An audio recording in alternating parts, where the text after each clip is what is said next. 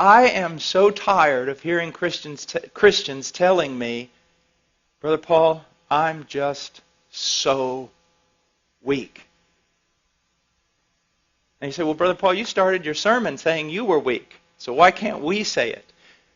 Well, I want you to understand the phrase and the context of it. First of all, you're not weak. And I can prove it to you. In the last week, W-E-E-K,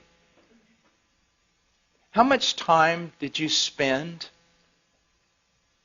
grasping and striving to know God and His Word? And in prayer, knowing that apart from God and His work on your behalf, you weren't going to be able to make it. Oh, see, it's really easy to say, I'm so weak. Your problem is not that you're so weak. Your problem is that you think you're strong. And I can prove it by just looking at your devotional life. Do you see? Our problem is not that we're too weak. Our problem is that we do not recognize our weakness. Do you see that? That's why the men and women that have been most used of God throughout Christian history seem to have only one thing in common, a recognition of their weakness.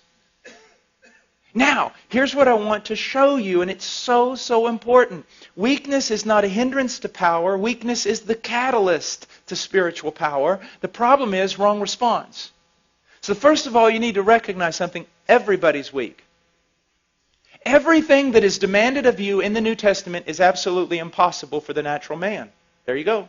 So now everybody's on the same level. Me, you, Spurgeon, John Piper, all of us, everyone's weak. That's it. Now you can't use weakness as an excuse anymore because everybody's just as weak. No one can do this stuff. No one. So there you go. We're weak. The question is, what do we do?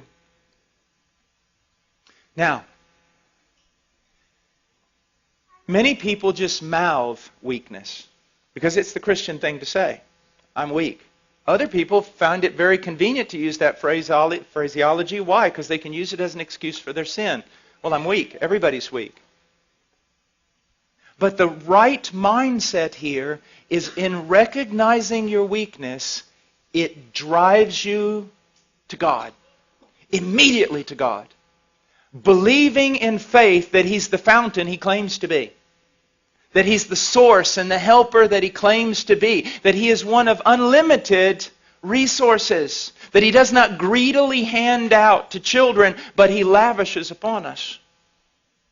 So see, your problem is that you're really not recognizing you're weak. Or you recognize you're weak, but you just stay there in your weakness. The thing is, your weakness ought to drive you to God every time. But here's the problem. Let's enter in with your heart condemning you and Satan helping your heart condemn you. See, I have found so many people. I saw someone last night and I dealt a long time with them. Precious little girl. She recognized her weakness. She recognized her frailty. She recognized her sin. She recognized there were some things in her life she couldn't overcome right now. But here was her problem. She would see her sin, and because of the work of the devil and sometimes our own heart condemning us, she would put herself in the penalty box every time that she sinned. Well, you can't go to God right now.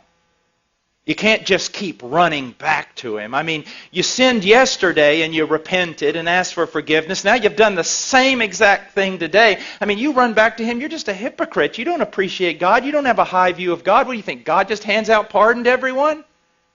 And isn't that what we do? And isn't that what we think? We sin, a sin that we've already sinned and already repented of, and because of it we think we need to put ourselves in a penalty box for a little while, at least a couple of days, and try to work our way back into favor before we come to God. Because if we think, actually, you mean if I go back every time I do this, just immediately, not only going back and asking for forgiveness, but expecting forgiveness, isn't that hypocrisy? Isn't that a low view of God? Isn't that treating God as a forgiveness machine? No, it's being biblical. It's what poverty of spirit is supposed to do to us.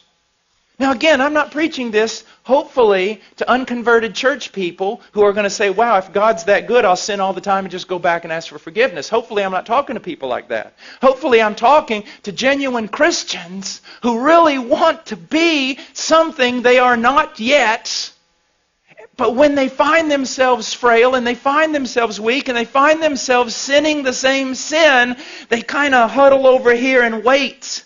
Maybe read their Bible a few days, pray some more, show God they're really sincere before they run over there and actually try to get some forgiveness.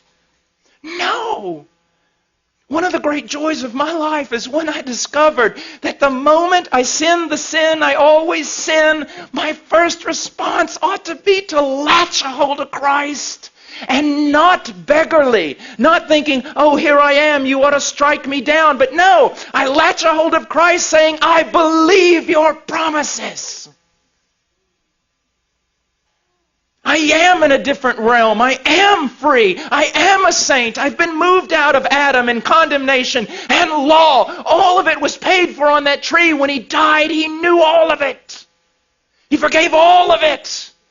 I'm free. It's absolutely spectacular.